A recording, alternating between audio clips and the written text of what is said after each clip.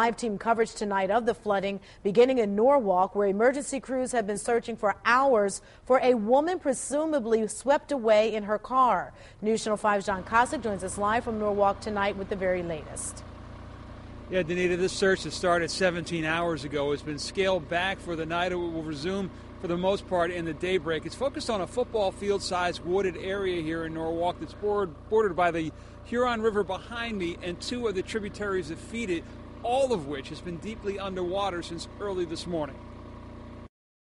South Norwalk Road remains flooded tonight after dark, likely the same flooding faced by 51-year-old Lisa Roswell when rescuers say she rode into the floodwaters here around 6 this morning and was swept off the road in her blue Volkswagen Beetle. The North Fairfield woman was able to call 911 as her car slowly filled with water.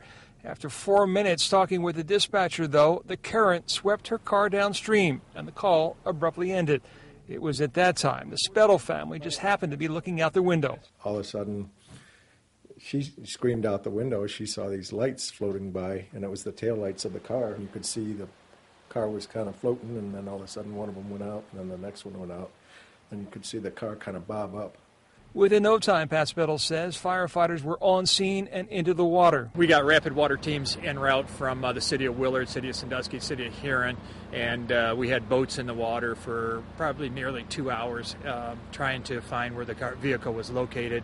All the time the water was rising. And eventually got to a point where they had to continue their search from the land only. There's nothing worse than having to sit back.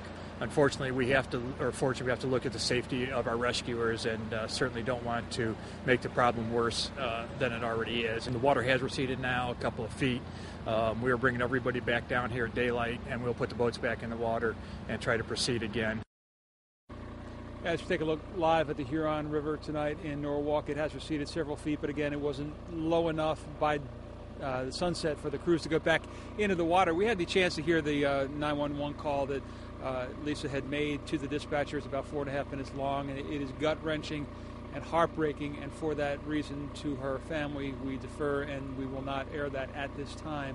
Her family is situated not far from here, and firefighters have been keeping in contact with them throughout the course of the night to keep them up to date on the status of the search, a search that will begin in earnest again at daybreak tomorrow. Reporting live in Norwalk, John Kosich, News Channel 5.